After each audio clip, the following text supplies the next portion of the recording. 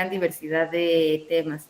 Y efectivamente, pues el día de hoy tengo el gusto o el placer de poderles presentar al doctor Michael Giovanni. Y bueno, les voy a platicar un poco sobre su interesante trayectoria. Él es biólogo egresado de la Facultad de Ciencias de la UNAM y doctor en ciencias egresado del programa de doctorado en ciencias biomédicas, nuevamente de esta institución, la UNAM. Actualmente es investigador postdoctoral en el Departamento de Bioquímica y Biología Molecular de la Universidad Estatal de Pensilvania en los Estados Unidos, en un laboratorio del profesor James Gregory Ferry. Y pues, ok, está interesante, ¿no? Todo lo que, su formación.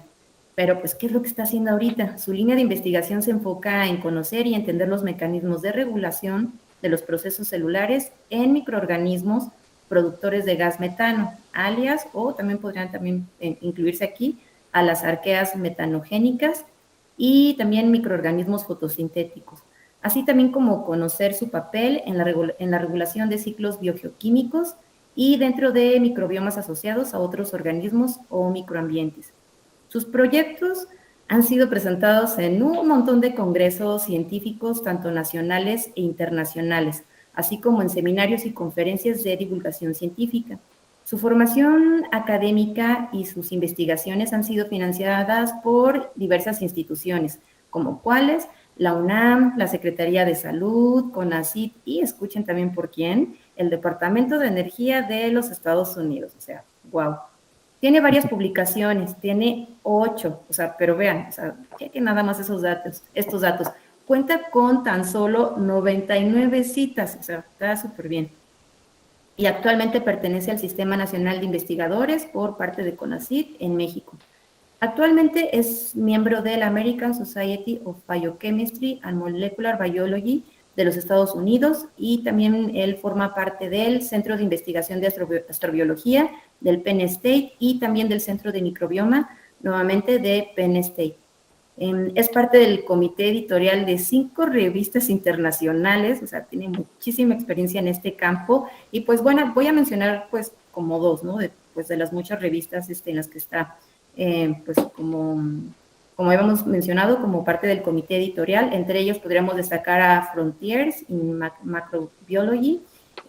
Por ahí está trabajando también en varios journals de química biológica, de investigación de lípidos, en fin, o sea, son bastantes revistas en las que está trabajando. Y esto me encantó también porque no solamente Giovanni se ha destacado como un gran investigador joven, ya con una línea sólida de investigación, sino también él es parte del STEM Village, un grupo internacional que se enfoca en poder visibilizar y dar ayuda a personas de la comunidad LGBTQIA+, que se dedican también a actividades relacionadas con ciencias, ingeniería y tecnología. Bueno, porque esto es como parte de, o así, un poquito de todo lo que ha hecho.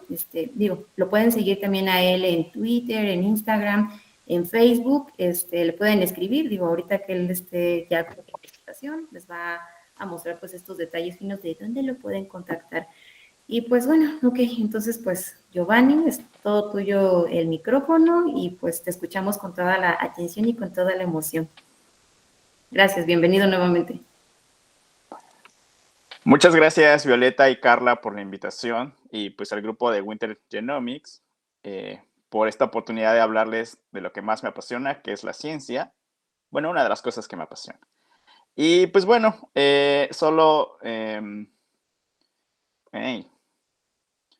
confírmenme que ya pueden ver mi pantalla. ¿Pueden ver mi pantalla bien? Y se ve bien, Giovanni. Todo perfecto. Bueno, pues muchas gracias a todas las personas que están atendiendo este seminario.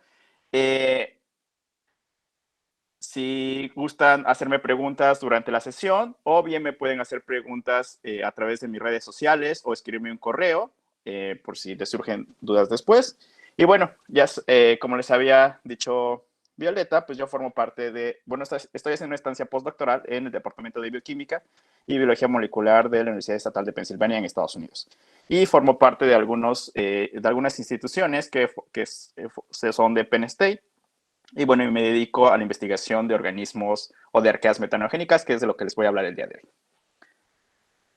Bueno, como seguramente les sonó el título, mi inspiración pues fue este maravilloso libro que a lo mejor algunos de ustedes conocen, que es, bueno, que yo modifiqué para que se llamara Microorganismos Fantásticos y dónde encontrarlos, porque bueno, a mí se me hace que estos microorganismos de los que vamos a hablar hoy son súper fantásticos porque se encuentran en muchos ambientes. Y aunque mi gran inspiración para poder llegar a ser microbiólogo fue este otro libro que se llama Cazadores de Microbios, que sí espero tengan después la oportunidad, si no lo han leído, espero tengan la oportunidad de leerlo. Es un libro maravilloso acerca del mundo microscópico y que gracias a ese libro yo me dedico a lo que me dedico hoy. Y entonces, bueno, hoy vamos a hablar de los microorganismos, pero ¿qué pasa cuando yo les digo la palabra microorganismo? Seguramente ustedes están familiarizados con este término, a lo mejor no, y bueno, pues la definición más básica es que es un organismo que solo puede ser visto con ayuda del microscopio, que es este aparato muy especializado que pues básicamente nos hace ver las cosas que son muy, muy pequeñas, las podemos ver con ayuda de este aparato. Y bueno, si yo les pregunto ahora cuál es su microorganismo favorito, probablemente ustedes estarán familiarizados con bacterias, algunos microhongos, algunos microorganismos fotosintéticos o con el que ustedes estén más familiarizados. Pero probablemente muy pocos de ustedes se están familiarizados con las arqueas. Y entonces, ¿qué pasa cuando yo les digo el término arqueas? Las arqueas son un tipo de organismos que se encuentran en diversos ambientes. Anteriormente se asumía que las arqueas solo habitaban ambientes extremos, por ejemplo aquí en las aguas termales del Parque Nacional de Yellowstone en Estados Unidos, y se asumía que las arqueas, este tipo de organismos muy, muy, muy pequeños, vivían solo en estos ambientes que son muy extremos, altas temperaturas, niveles de pH muy, muy bajos o muy altos, alta salinidad, ambientes muy extremos. Pero después se empezaron a conocer un poco más de las arqueas metanogénicas. Y estos son bastante interesantes porque estas arqueas tienen la capacidad de formar gas metano y lo interesante es que pueden vivir en ambientes muy diversos, ya sea ambientes extremos o bien en algunos organismos hospederos, como puede ser, por ejemplo, las vacas o las termitas, que son los organismos más famosos que están involucrados justamente en la producción de gas metano por estos microorganismos. Al ratito les voy a hablar más a detalle sobre esto. Y bueno, pero este término de arqueas se propuso hace muchos años. En 1977, Carl Woese y George Fox propusieron que la vida ya no podía ser clasificada en 5 dominios como se nos enseñó anteriormente, sino ahora teníamos que hacer una clasificación un poco más grande y que estaba basada principalmente en las características de las células, de cada una de las células. Y entonces estas dos personas propusieron que la vida puede ser dividida en 3 dominios: el dominio eucariota, el dominio bacteria y el dominio arqueobacteria. Este es el nombre que originalmente le dieron ellos, pero después se corrigió y actualmente le llamamos el dominio arquea. Y esta clasificación está basada en la estructura primaria del ribosoma de la unidad 16S y 18S del RN ribosomal, que es justamente las características, es una característica que nos permite dividir a los organismos o todos los seres vivos con base a sus secuencias genómicas. Y bueno, y gracias a esta clasificación, entonces ahora podemos dividir a todos los seres vivos, primero en dominio, que es un grupo mucho más grande, después vienen los reinos, los filas o divisiones, clases, orden, familia, género, especie, que esto es justamente como cajoncitos que vamos rellenando para justamente identificar o clasificar a los organismos. Y bueno, entonces el dominio arquea es un grupo muy diverso de microorganismos que viven en diversos ambientes. Y es un grupo muy diverso y poco estudiado. ¿Por qué? Porque justamente apenas estamos aprendiendo a ubicarlos y saber dónde están y quiénes son. Y entonces el dominio arquea tiene características que lo diferencian del dominio bacteria y del dominio eucaria. Y se ha visto que con este avance de la tecnología y que podemos ya analizar datos metagenómicos o gran cantidad de datos, hemos visto que las arqueas se encuentran en diferentes ambientes. Uno de los principales grupos que se ha estudiado en los últimos años es el grupo Asgard, que se encuentra principalmente este sí se encuentra en ambientes extremos. Y lo interesante de estos es que, por ejemplo, se llama Asgard y el nombre de este grupo, Luke Arqueota, Odin Arqueota, Thor Arqueota y Hemid Arqueota, hacen referencia justamente a la mitología nórdica o bien a las películas de Marvel. Y de hecho es muy gracioso que algunas personas les llaman los Marvel Arqueota, justamente porque tienen los nombres de estos dioses nórdicos, pero también de superhéroes de las películas.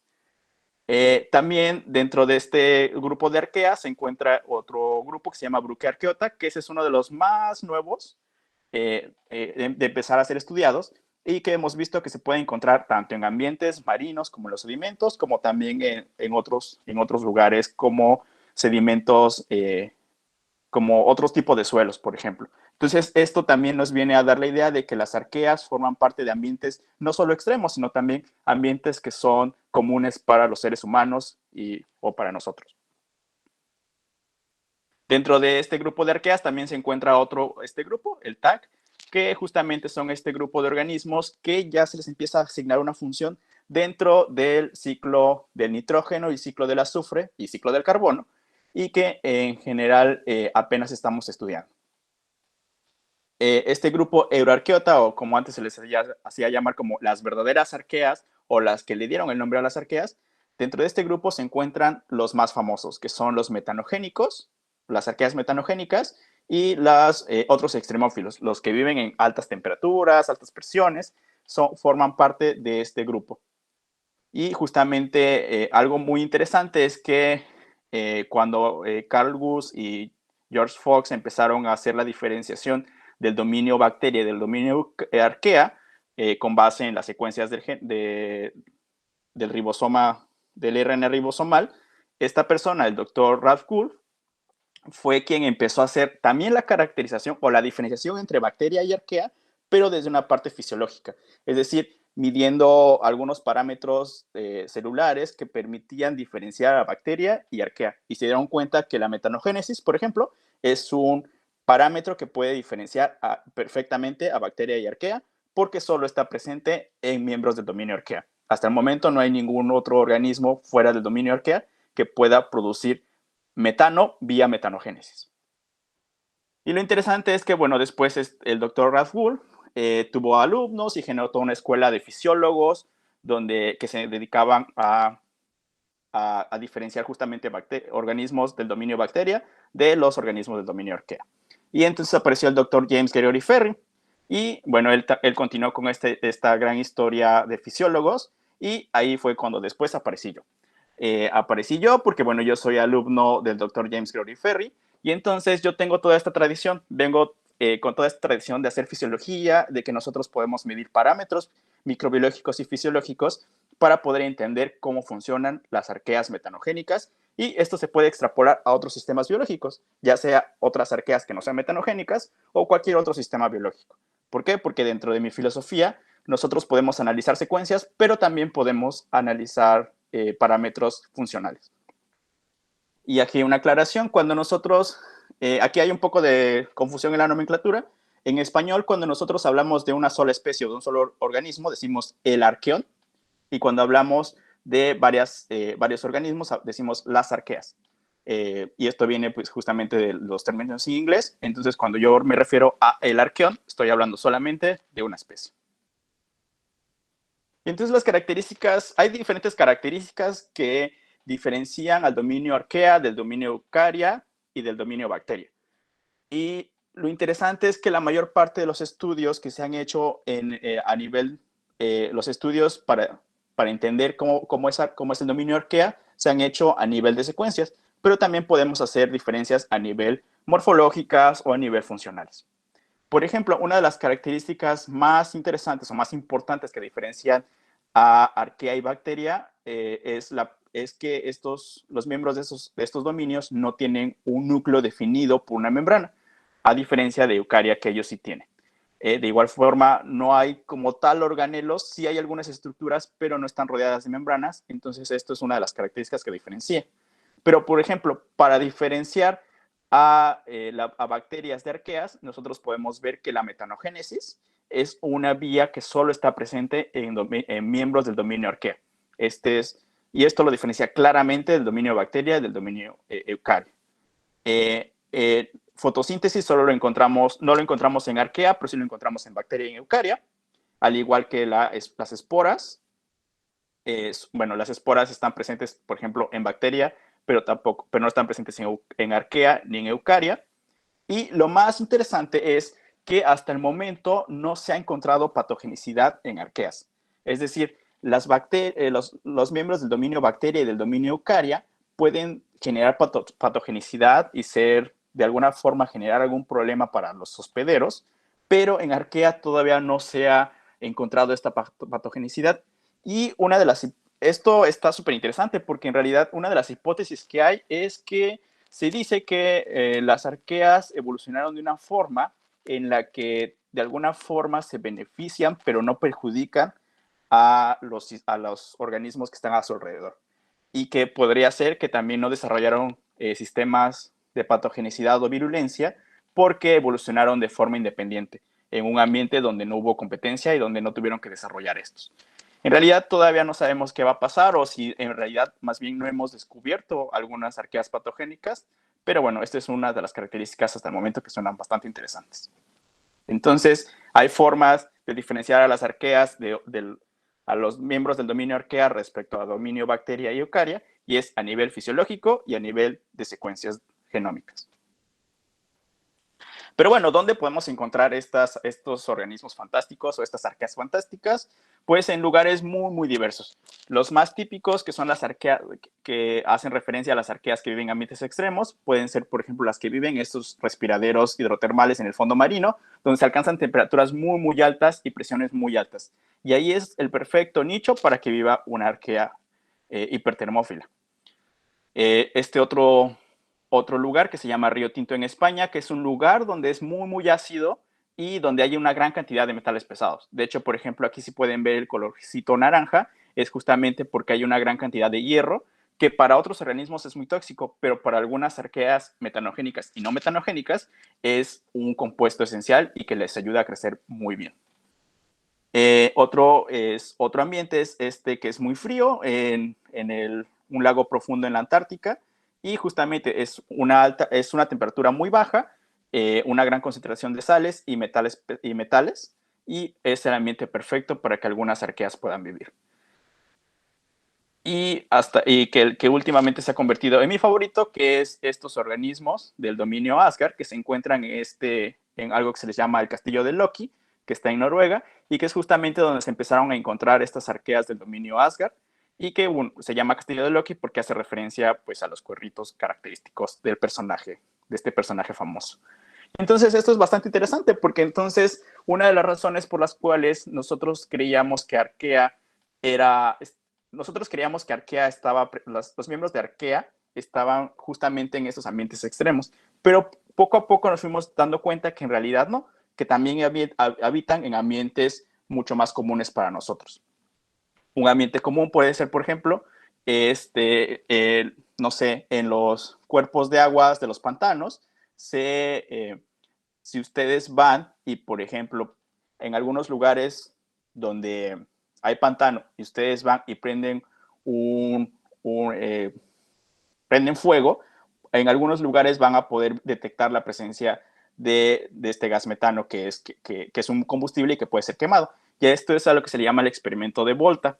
Y esto se llama así porque en 1776 Alexandro Volta propuso, o más bien describió, que en algunos lugares como los pantanos se podía producir gas metano de manera biológica, y esto se debía a la degradación de la materia vegetal. Y bueno, era como estos organismos podían vivir ahí y producir gas metano. Si ustedes están interesados en conocer cómo es este famoso experimento que es típico para encontrar arqueas metanogénicas, pueden buscar en YouTube, busquen estos dos nombres y van a ver cómo algunas personas pues se divierten haciendo este tipo de investigación. Primero para encontrar dónde hay metano y después para poder tomar muestras para ver qué tipo de arqueas metanogénicas y no metanogénicas existen en otros ambientes. Este es un ejemplo, por ejemplo, el segundo ejemplo es sobre una muestra que se tomó en los hielos perpetuos, donde también pueden existir arqueas metanogénicas. Y bueno, hay gran diversidad de arqueas y les decía que pueden vivir en ambientes extremos, pero últimamente nos hemos dado cuenta que las arqueas también pueden vivir en algunos hospederos. Aquí en esta, más que mostrarles los nombres de las arqueas, lo que quiero como enfatizar en esta diapositiva es que en los nombres que están resaltados con diferentes colores, se encuentran las arqueas que han sido encontradas en hospederos, asociadas a hospederos, en animales, plantas o diversos organismos y que forman parte del microbioma o de la microbiota de estos organismos. Entonces, nuevamente tenemos arqueas de vida libre o arqueas asociadas a un hospedero, pero que no llevan a cabo parasitismo o algún tipo de patogenicidad. Y entonces, cuando ya empezamos a analizar dónde se encuentran, entonces vemos que en realidad la información que tenemos sobre dónde se encuentran las arqueas principalmente está limitada por el tipo de muestreo que se realiza y el análisis de datos. Entonces, hasta el momento sabemos que las arqueas se pueden encontrar en plantas y animales porque se han tomado muestras, por ejemplo, en el caso de animales, muestras de la piel y del tracto gastrointestinal, y se ha visto que se encuentran este tipo de arqueas. Todos estos son metanogénicos y estos son otro tipo de arqueas, pero que se encuentran en parte de la piel y el tracto gastrointestinal de los animales. Y en el caso de las plantas también se ha encontrado en algunas semillas y en algunas partes de las plantas. Entonces, nuevamente, se encuentran estas arqueas que pueden vivir en ambientes muy extremos, pero también forman parte del microbioma o la microbiota de las plantas y de los animales. Y como ven aquí, en realidad es una gran diversidad de arqueas que forman parte. Y lo más interesante es que todavía ya sabemos que están ahí, pero todavía no sabemos muy bien cuál es su función. Y por eso es importante seguir estudiando este tipo de microorganismos. Y aquí esta diapositiva me encanta porque la tomé de un preprint que acaban de subir hace como un mes, justamente donde ya se empieza a analizar cómo es la abundancia y la diversidad de las arqueas asociadas de diferentes organismos. Aquí se enfocaron justamente en animales, desde invertebrados hasta vertebrados, y lo interesante es que la gente ya empieza a darle importancia a estos microorganismos, ¿no? Ya estamos teniendo información de que se encuentran en diferentes lugares, en diferentes ambientes, en diferentes tiempos, y que sobre todo lo interesante de este trabajo es que ya empiezan a hacer análisis de metagenómica y empezar a dar como claves por ahí de cuál es la función, ¿no? Cuál es su principal ruta metabólica, cómo tienen energía, cuestiones que son interesantes para que nosotros los fisiólogos podamos hacer hipótesis y probar experimentalmente, ¿no? Entonces, toda esta información que se genera a nivel informático de análisis de megadatos es súper interesante porque a mí como fisiólogo me permite generar hipótesis y probarlas experimentalmente. Entonces, eso es lo interesante de lo que está sucediendo ahorita en el mundo de las arqueas o de la investigación sobre arqueas, porque se está generando demasiada información y cada día va cambiando y va cambiando y va cambiando, pero nosotros podemos empezar a hacer hipótesis y nuevamente, como les decía, probarlas experimentalmente y ver y entender cómo funcionan las células y cuál es su función dentro de los ecosistemas. Y entonces, pues bueno, las arqueas se encuentran en casi todas partes y les decía que, por ejemplo, los más famosos son las vacas porque se ha asociado a que en realidad las vacas son productoras de gas metano, pero en realidad las vacas no producen el gas metano, sino más bien generan un ambiente súper enriquecido para que puedan crecer las arqueas metanogénicas y estas son las que producen el metano y las vacas pues se acumulan de este gas y lo liberan.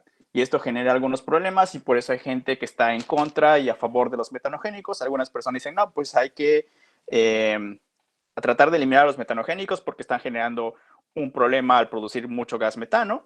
O hay personas que dicen, no, más bien hay que entender cómo funcionan para que podamos protegerlos y sacar beneficio de estos organismos.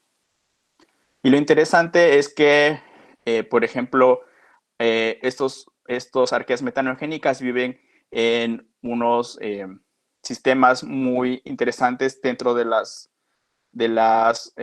vacas y de otros hospederos, y están en constante interacción con las bacterias y protistas que forman parte de la microbiota de estos hospederos.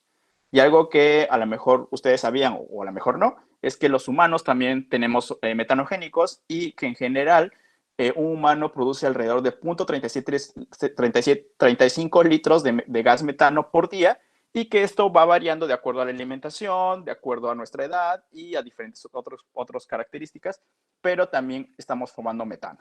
Eso es algo bastante interesante. Y más al ratito les voy a hablar de por qué esto es interesante. Y entonces a mi jefe en algún momento se le ocurrió decir esto, de que a lo mejor, si los metanogénicos viven en otros animales, a lo mejor los dragones es un rumiante extinto. Es decir, a lo mejor el dragón era un organismo que tenía dentro a metanogénicos, y cuando estaba en contacto con el fuego, pues tenía esta característica que son de los dragones. Entonces podría ser una historia bastante interesante. Aún no lo sabemos, pero podría ser interesante. Y les decía que las arqueas están en humanos. Esto es bastante interesante porque hasta hace, yo creo que 5 años, nadie le daba importancia a esto. Todos hablamos del microbioma y de la microbiota y muchos estudios acerca de esto, pero la mayor parte se enfocan en bacterias porque son las más conocidas. Pero hasta ahorita estamos dando la importancia a las arqueas dentro de los humanos. Y entonces, cuando se analiza, vemos que... se le ocurrió decir esto, de que a lo mejor si los metanogénicos viven en otros animales, a lo mejor los dragones es un rumiante extinto. Sí, estoy escuchando feedback de alguien. El dragón era un organismo que tenía dentro a metanogénicos, y cuando estaba en contacto. Dame un minuto, vamos a ver si lo puedo silenciar. Pues tenía esta característica que son de los dragones. Entonces podría ser una historia bastante interesante. Aún no lo sabemos, pero podría ser interesante. Y les decía que las arqueas están en humanos. Esto es bastante interesante porque...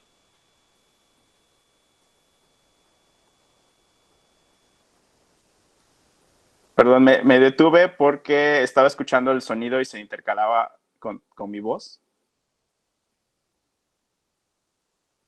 Sí, parece ser que ya. ¿Ya? Ok, va, perfecto. Sí, porque si no, no me podía concentrar. Nuevamente pueden ver mi pantalla, ¿cierto? Sí. ¿Pueden ver mi pantalla, cierto? Sí, todo bien. Ah, va, perfecto. Ok, entonces les decía que los análisis últimamente en humanos nos han... bueno, ya la gente ha empezado a considerar las arqueas como parte de la microbiota o del microbioma de los seres humanos, y entonces ya empezamos a tener más ideas de dónde se encuentran y poder empezar a pensar en cuáles son las funciones, ¿no? Y entonces ahora vemos que las arqueas metanogénicas o no metanogénicas pueden vivir nuevamente en ambientes súper extremos, pero también pueden vivir en la piel, en el tracto gastrointestinal de los humanos, en el tracto respiratorio y en la cavidad oral. Y entonces esto pues es bastante interesante porque entonces sabemos que no son patógenas, pero están ahí viviendo. Entonces, ¿cuál sería su función? Probablemente el reciclamiento de nutrientes, probablemente defendiéndonos contra bacterias patógenas, no lo sabemos, y esto es bastante interesante. Pero apenas es algo que estamos viendo, ¿no? Y entonces que podrían tener una implicación en la salud humana, ya sea a manera de algo positivo o negativo, pero pues apenas estamos viendo que se encuentran en los humanos.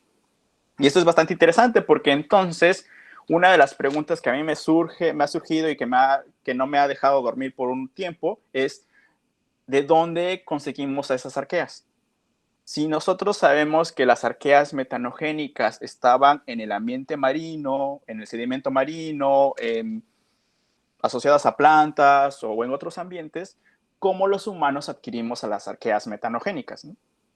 Entonces, lo que se me ha ocurrido y que lo he tomado con base a lo que se ha descrito en bacteria, es que una de las razones por la cual nosotros tenemos metanogénicos es que sea a través de los alimentos. Y esto suena razonable porque, bueno, si nosotros consumimos alimentos que tienen tienen arqueas o que son hospederos de arqueas, nosotros podríamos también estar ingiriendo esos alimentos. Entonces, la próxima vez que se coman una manzana o una fruta, probablemente se están comiendo bacterias endófitas, pero también arqueas endófitas. Y ese es un término que no se ha utilizado, pero que está bastante interesante poder conocer, ¿no? Y esto es interesante también porque, bueno, si consumimos productos cárnicos, principalmente de rumiantes, de las vacas, nosotros podríamos estar consumiendo arqueas también a partir de ellos, porque son hospederos. Pero si, por ejemplo, tú no consumes carnes, pero consumes frutas y semillas, probablemente también estás comiendo bacterias y arqueas endófitas. Pero bueno, ese es un término que espero en el futuro poder que se vuelva más famoso y que podamos empezar a hacer un poco más de investigación sobre cómo obtenemos a las arqueas. Porque la otra vía sería por contacto físico, es decir, que nuestras mamás tuvieran a estas arqueas y estas bacterias y que nos las hereden, o bien que sea más directo, ¿no? Una transferencia horizontal, es decir, que al momento de tener contacto de cualquier tipo con alguien, nosotros podamos transferirnos también el microbioma, ¿no? Y dentro de este microbioma podamos transmitirnos a las arqueas. Y esto es un término que yo apenas estoy analizando, pero pues bueno, esperemos en el futuro ya tengamos más respuestas sobre esto, cómo obtenemos. O por qué estas arqueas pueden vivir en ambientes extremos, pero también pueden vivir en hospederos. A mí es algo que se me hace súper interesante.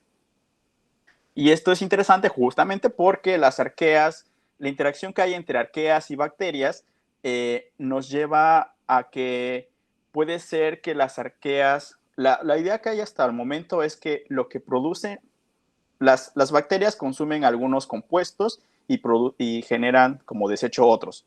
Y casualmente, yo creo que no es casualidad, más bien es estas bacterias, estos desechos que producen las bacterias son comida perfecta para las arqueas, principalmente arqueas metanogénicas. Entonces, lo que hasta el momento creemos que pasa es que existe como una interacción directa entre arqueas y bacterias para mantener los nutrientes. Y entonces un desfase o un desequilibrio entre esta interacción entre bacterias y arqueas nos genera productos que son tóxicos para la salud humana, como son el metanol, un exceso de formato o de hidrógeno o de las trimetilaminas.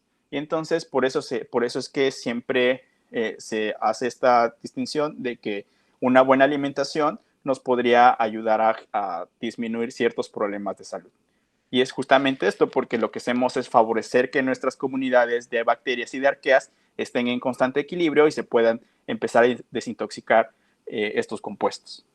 Y se han hecho algunos estudios que se han asociado justamente, que han asociado la diversidad y abundancia de arqueas con diferentes patrones de alimentación y con algunos problemas de salud. Por ejemplo, se ha hecho en niños mexicanos, donde se ha visto que la presencia de arqueas metanogénicas puede estar involucrada en problemas benéficos contra personas que tienen algún problema de salud, como obesidad, o que está relacionado justamente con el catabolismo de algunos azúcares y de algunos otros compuestos. Entonces, apenas estamos dándonos cuenta de la importancia de las arqueas metanogénicas y no metanogénicas en sistemas más complejos como son los humanos. Pero también existe esta parte, ¿no? Que en realidad las arqueas metanogénicas, una de las características fisiológicas que los distinguen son la producción de gas metano. Y esto es, ¿por qué? Porque la degradación de biomasa por otros sistemas biológicos nos generan estos compuestos que son, por ejemplo, el acetato, el CO2, u otros compuestos metilados, y estos, dentro del ambiente o dentro del hospedero, son los principales alimentos para los metanogénicos. Y entonces esto debe suceder en condiciones de anaerobiosis o de microaerofilia, es decir, donde el oxígeno esté en muy bajas concentraciones para que los metanogénicos puedan crecer. Y entonces estos compuestos son utilizados por los metanogénicos para poder, y producen metano, y este metano puede ser utilizado por otros organismos, bacterias y arqueas, para seguir con el ciclo del carbono, o bien este gas metano es liberado a la atmósfera, y el problema de la liberación de este gas metano a la atmósfera es que el gas metano es un gas de efecto invernadero que es inclusive más potente, es más calorífico que el CO2, y entonces está generando un problema de calentamiento global, ¿no? Y esto, aquí existe una gran controversia porque esto es una producción biológica y más bien lo que se está haciendo nuevamente es acelerar. ¿Los metanogénicos son malos? Yo creo que no. Más bien está habiendo un desbalance de los ecosistemas y esto está haciendo que el metano que se produce biológicamente o se aumente o más bien que haya más producción de gas metano de origen no biológico. Y paradójicamente este gas metano puede ser utilizado como un biocombustible para actividades antropogénicas. Entonces, si nosotros entendemos cómo funcionan estos organismos, podemos obtener beneficios antropogénicos y podemos protegerlos también, proteger sus ambientes. Entonces, los puntos claves, antes de entrar a la última parte, es que me gustaría que les quede claro esto, de que los organismos, las arqueas, son un grupo de organismos, de microorganismos muy diverso, que se encuentran en ambientes muy extremos y que, bueno, por eso les decimos que son cosmopolitas, pero que también algo interesante es que no todas las arqueas son extremófilas, como era la idea que se tenía hasta hace unos años, y que no todas las arqueas son ancestrales, porque se ha visto que hay arqueas que están más relacionadas con eucaria, es decir, que probablemente un ancestro de los eucariontes pudo haber sido una arquea y no una bacteria. Y aquí, esto que parece trabalenguas, que es, no todas las arqueas son metanogénicas, pero todos los metanogénicos son arqueas. Es decir, existen arqueas que no producen gas metano vía metanogénesis, pero si un organismo produce gas metano vía metanogénesis, es una arquea.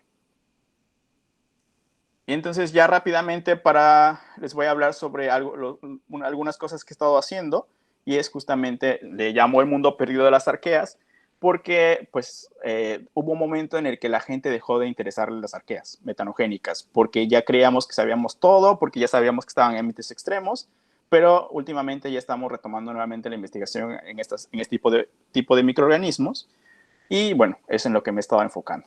Y entonces hay diferentes formas de analizar a estas arqueas, porque uno de los inconvenientes es que muchas de las arqueas metanogénicas y no metanogénicas son no cultivables.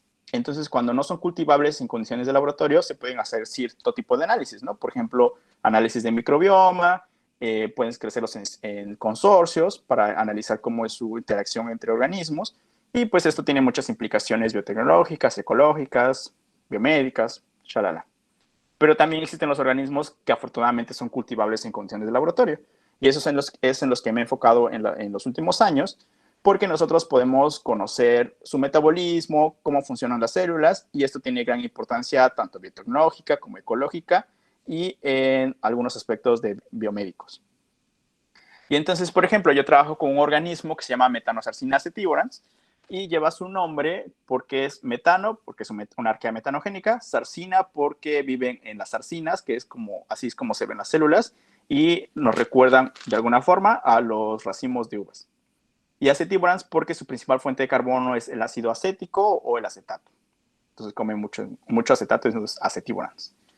Y este organismo se ha propuesto como un modelo de estudio como organismo modelo para estudiar los procesos celulares, tanto de metanogénesis, y yo digo que también como modelo de estudio para estudiar otros procesos celulares. Y bueno, este microorganismo fue aislado de los sedimentos marinos de California por el doctor James Gregory Ferry y su alumno Kevin Sowers. Y justamente, bueno, el doctor James Gregory Ferry es actualmente el jefe del laboratorio donde yo me encuentro. Y entonces nosotros, a partir de este ambiente, nosotros podemos crecer a estos organismos en estos frascos de cultivo, donde nosotros tenemos dos partes. La parte líquida, que es prácticamente agua de mar sintética, alta en sales y nutrientes, y en la parte gaseosa, donde nosotros eliminamos el oxígeno y lo reemplazamos por nitrógeno y CO2 e hidrógeno, y si hay organismos vivos, vamos a tener la producción de gas metano. Este organismo es bastante interesante porque puede ser cultivable, pero es muy sensible al oxígeno. Entonces, para eso utilizamos estas cámaras de anaerobiosis, donde adentro nuevamente desplazamos el aire atmosférico y generamos atmósferas controladas, principalmente de nitrógeno y CO2. Y este organismo, pues hemos visto que tiene gran plasticidad metabólica porque puede consumir varios compuestos como para poder crecer, pero todos ellos muy sencillos, de 1 o 2 carbonos, y además tenemos, el genoma ya está secuenciado, entonces yo como fisiólogo puedo generar hipótesis a partir de estas redes o esta información genómica o transcriptómica, y entonces podemos empezar a hacer experimentos para poder entender cómo funcionan estos organismos. Entonces, la principal vía energética que utilizan los metanogénicos es la metanogénesis, la cual es una cadena transportada de electrones, cuyo último aceptor no es el oxígeno, sino es el etilsulfuro. Y entonces, si yo simplifico la vía de conversión de acetato a metano, podemos ver algo súper interesante. Esa es la molécula de acetato, y para que se pueda romper necesitamos generar energía, invertir energía. Entonces, para que estos organismos puedan generar energía, necesitan invertir energía, lo cual es, pues, termodinámicamente muy desfavorable porque necesita mucha energía para obtener energía. Y entonces este carbono de este grupo metilo se utiliza para dos cosas. Para formar una pequeña parte se utiliza para formar la biomasa, es decir, para que las células crezcan, y la otra parte se utiliza para formar el metano, el cual es un gas que se libera a la atmósfera. El grupo carbonilo de este acetato se va hacia la formación de CO2, y durante esta serie de pasos se forma un gradiente electroquímico de protones que nos permite la formación de ATP vía ATPasa. Entonces, algo interesante es que justamente la formación de CO2 nos lleva a la generación de energía. Pero algo interesante es esto, que el CO2 y el metano son gases que se liberan a la atmósfera, entonces muy poco del carbono se utiliza se asimila. La mayor parte del carbono que utilizan estos metanogénicos o que obtienen como alimento lo liberan de forma gaseosa, y entonces deben tener una forma de regular la asimilación del carbono. Debe ser muy eficiente para que puedan crecer y generar energía. De forma similar sucede cuando se utilizan otras fuentes de carbono, como por ejemplo el metanol. Nuevamente se produce CO2 y se produce metano, y esta es la forma en la que los organismos pueden crecer. A los metanogénicos no les importa producir gas metano porque es un desecho, es un producto de desecho, pero sí les importa llevar a cabo esta serie de pasos para generar energía y poder crecer. Entonces, la función de la metanogénesis es formar esta energía a través del transporte de electrones que nos generan un gradiente de protones, de sodios y de sodios y de protones, y también les permite la formación o la síntesis de coenzimas y metabolitos que son características de esta vía metabólica y que les permiten crecer y duplicarse.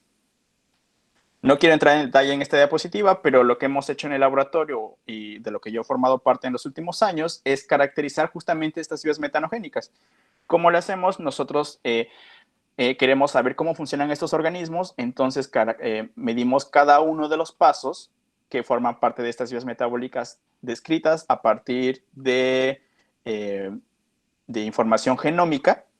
Nosotros reconstruimos estas vías metabólicas y vamos midiendo paso por paso, y hemos encontrado cosas bien interesantes. Por ejemplo, de que hay algunas proteínas que llevan a cabo otros, por ejemplo, este complejo, el heterodisulfuro reductasa complejo A2B2C2, es un complejo proteico que solo se expresa en condiciones de estrés y que principalmente se lleva a cabo un nuevo mecanismo de conservación de energía, que es la bifurcación de electrones, donde prácticamente lo que se hace es reciclar los electrones. Si yo no tengo alimento externo, entonces lo que hago es con lo que tenga dentro de la célula, empiezo a trabajar y a mantener la homeostasis energética de la célula.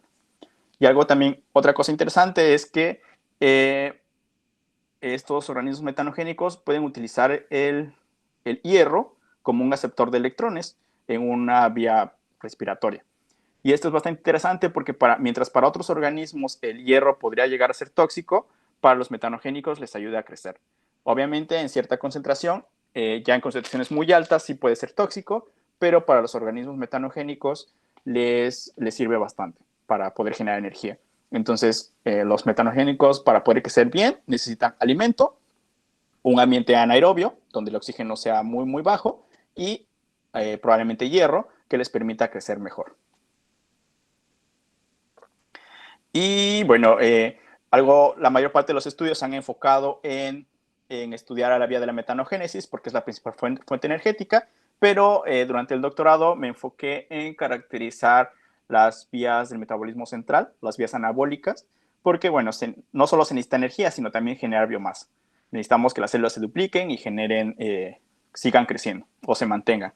Entonces aquí les muestro que que les recuerdo que Metanoxacinas sativans utiliza metanol como fuente de carbono, es un compuesto de un carbono y puede sintetizar compuestos más complejos como el glucógeno, que son de más de 6 carbonos, y bueno, algunas membranas o componentes de las células que son de más carbonos. Y entonces aquí les muestro cómo crece Metanoxacinas sativans. En los cuadritos negros les muestro cómo es la producción de gas metano, que es un indicativo de que las células están vivas y metabólicamente activas. Y en verde les muestro cómo es la densidad óptica, vemos cómo van creciendo las células. Y en rojo vemos cómo se consume la fuente de carbono. Entonces aquí es algo interesante porque llega un momento en el que las células dejan de crecer y es justamente porque la fuente de carbono ya está limitada o ya no está tan disponible como antes.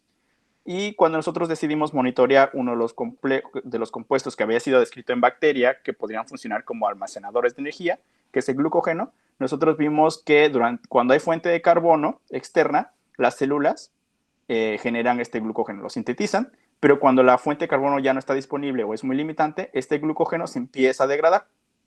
Y entonces esto nos hablaba de que justamente el glucógeno es un mecanismo de resistencia ante condiciones de estrés nutricional.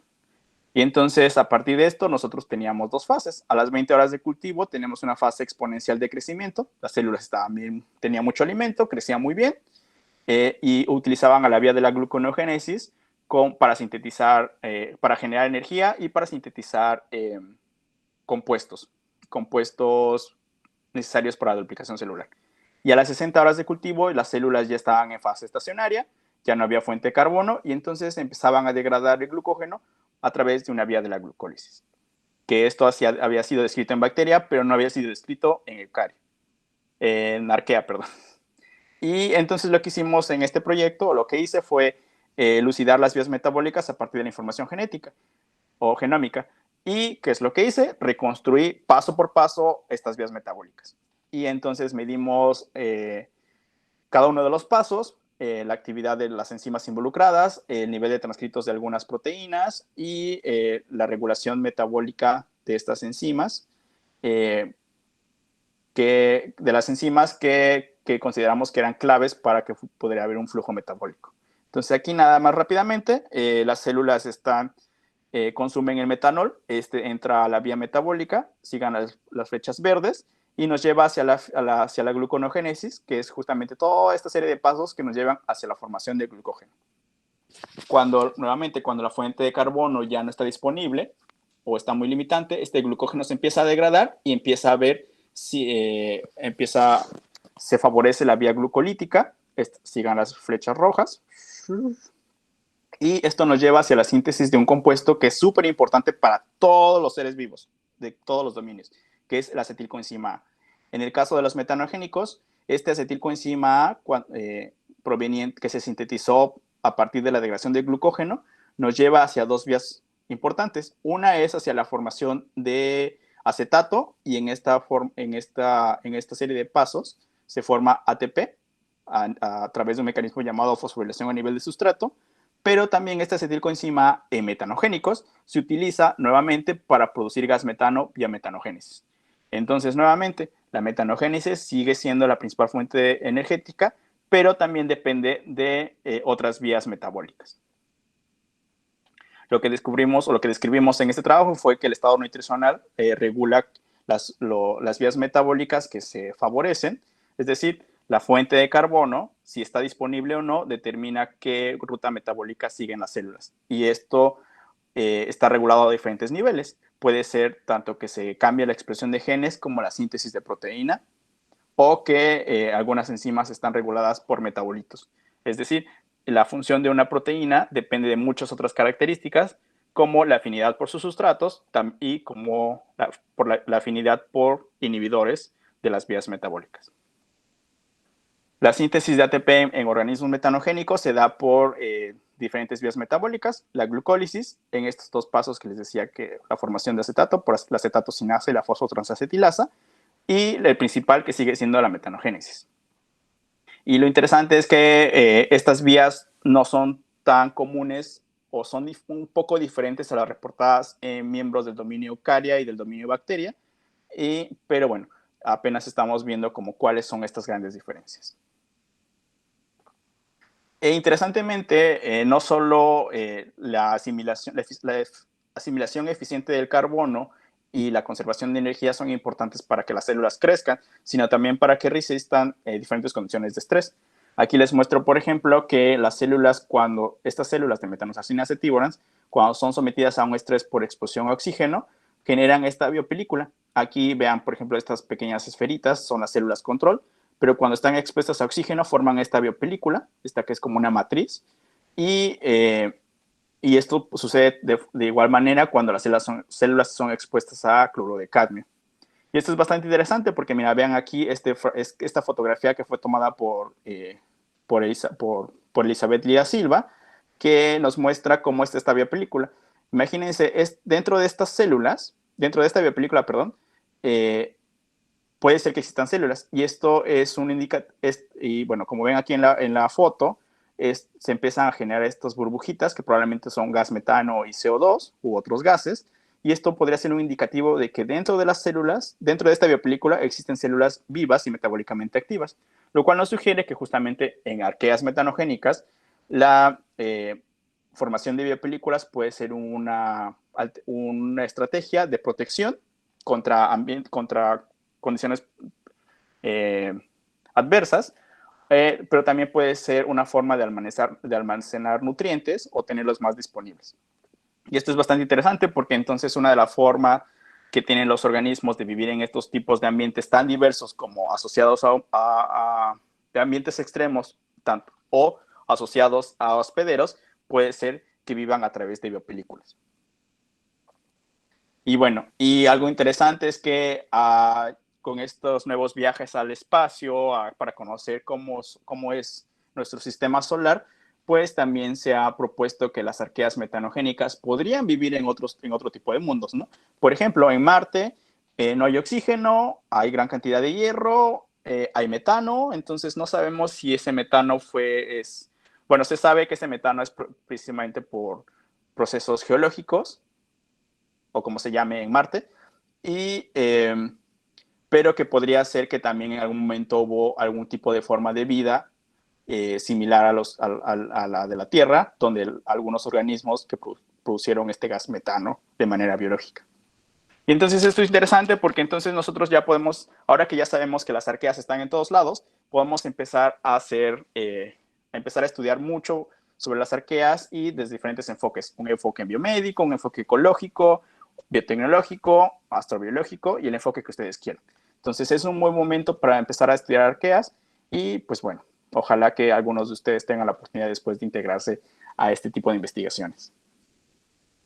Mensajes, ya para terminar, mensajes para llevar a casa, pues las arqueas metanogénicas obtienen energía de compuestos muy simples y de ahí la importancia de que tengan una asimilación eficiente del carbono y de conservación de energía para que puedan crecer y sobrevivir a condiciones adversas.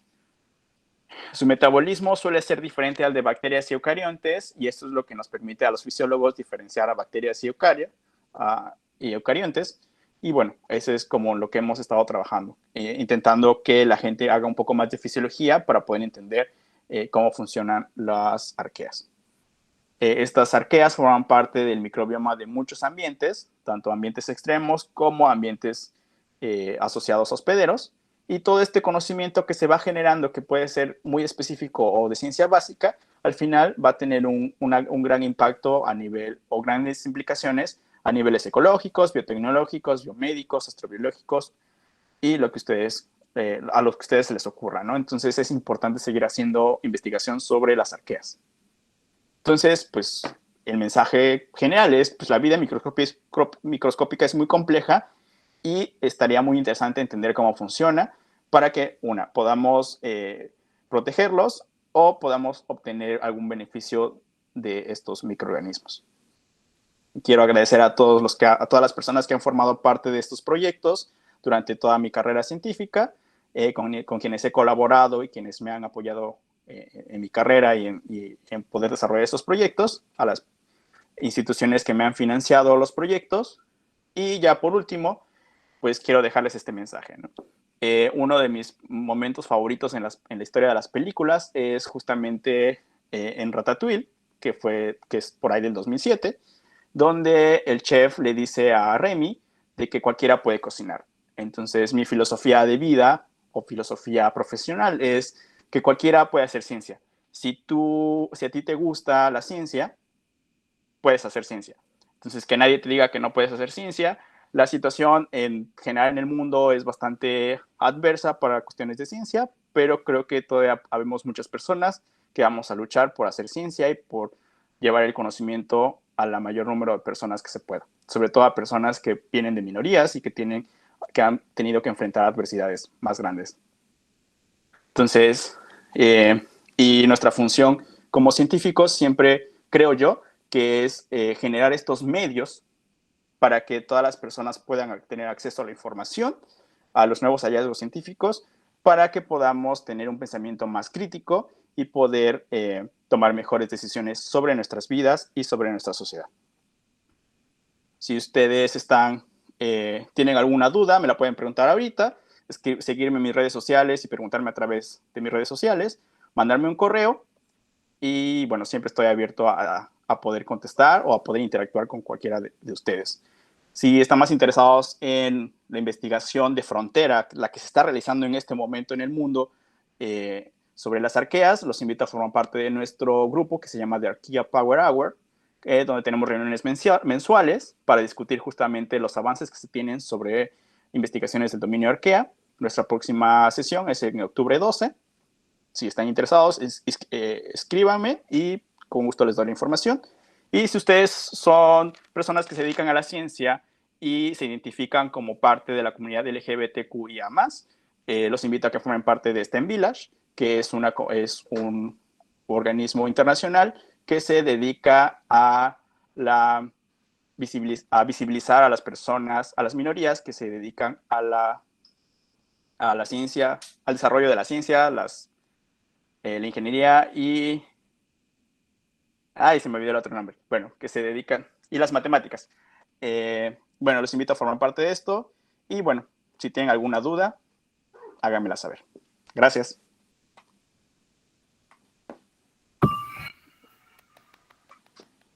Muy bien, Gio, súper bien. Yo todavía estoy anonadada de varias cosas de las que nos platicaste, como cómo adquirimos las arqueas. La verdad es que nunca me lo había preguntado. No sé si por parte del público que está ahorita en estos momentos hay algunas dudas, pero pues te voy como, por antes como platicando otras. No sé, ¿tú qué opinas de las arqueas y el origen de la vida? Eso es bastante interesante y es algo en lo que me he estado metiendo últimamente, dado que estoy siendo parte del Centro de Microbioma, de Astrobiología de Penn State, y es justamente que se han hecho investigaciones sobre el origen, más que de las arqueas, como el origen de las vías metabólicas de arqueas. Y se ha visto que no son tan ancestrales como otras, pero que sí pudieran haber sido parte del origen de la vida. O sea que los primeros organismos debieron tener vías metabólicas que actualmente tienen las arqueas, principalmente en la asimilación del carbono, porque hay otras arqueas que pueden consumir el CO2 para poder crecer y producir metano. Y entonces que hubo un momento en la historia de la vida en el que las arqueas pues fueron como los que reinaron, ¿no? Entonces esto es bastante interesante. También hoy aprendí algo. Yo siempre decía arqueas y arquea, pero ya vi que es arqueón.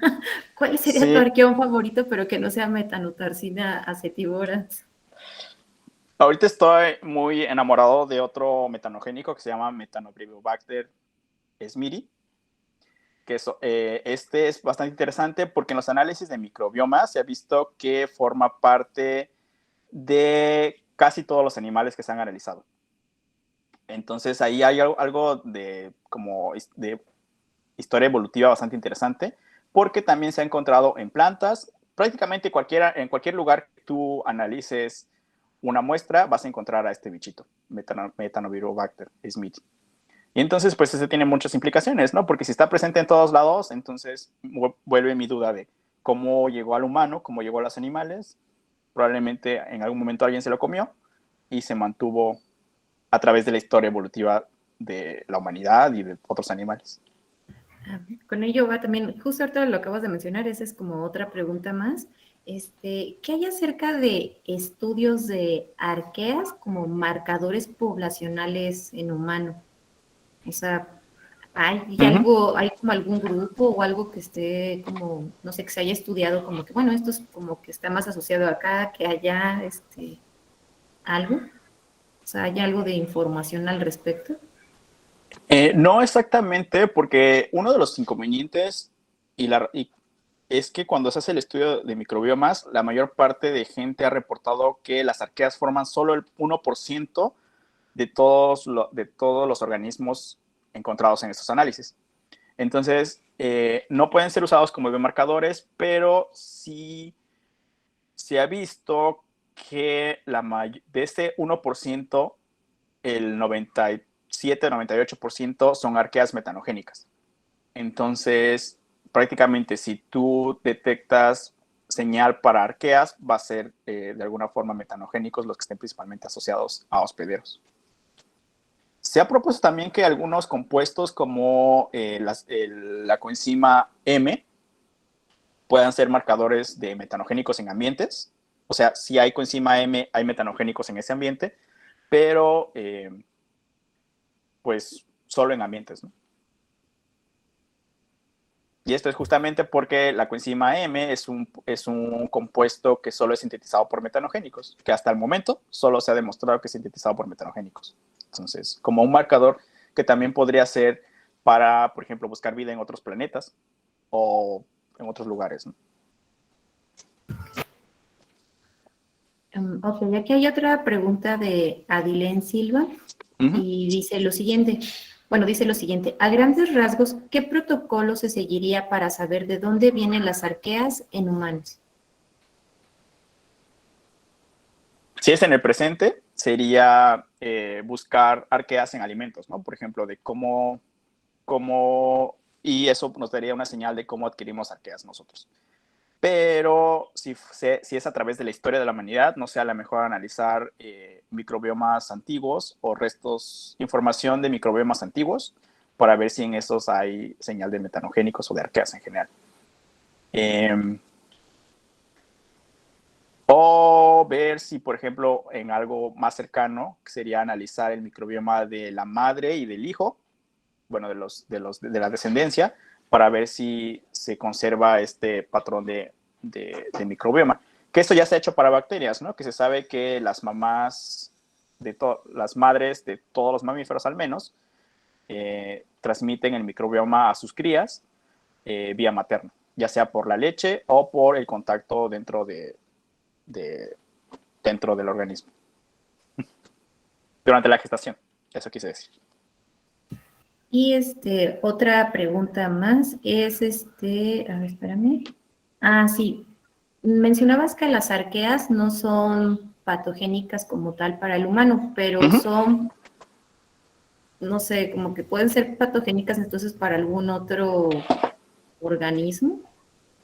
Hasta el momento no se ha utilizado el término patogenicidad porque no hemos visto que cause daño, que ningún tipo de arquea cause daño a un organismo.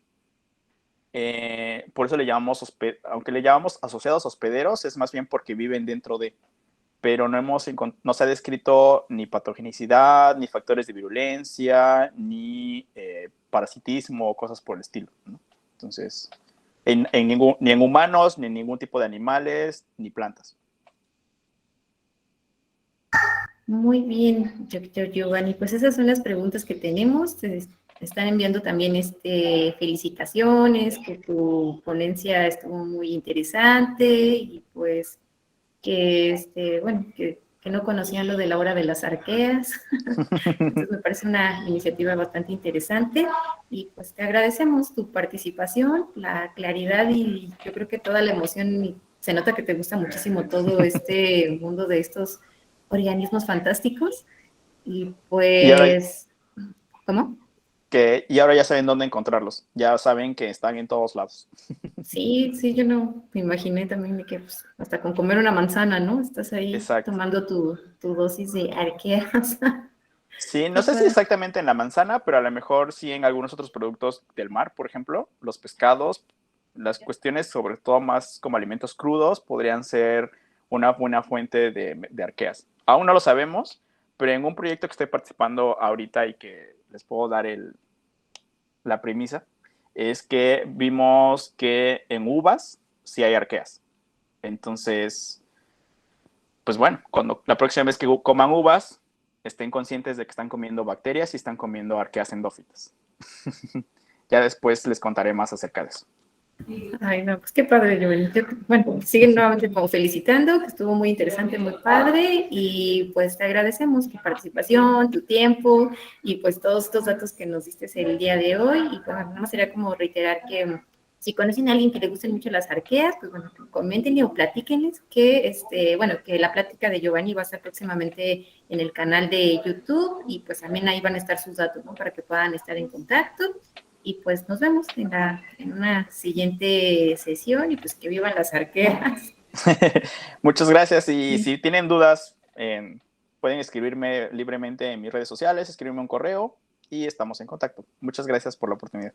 Ok, sí, nos vemos.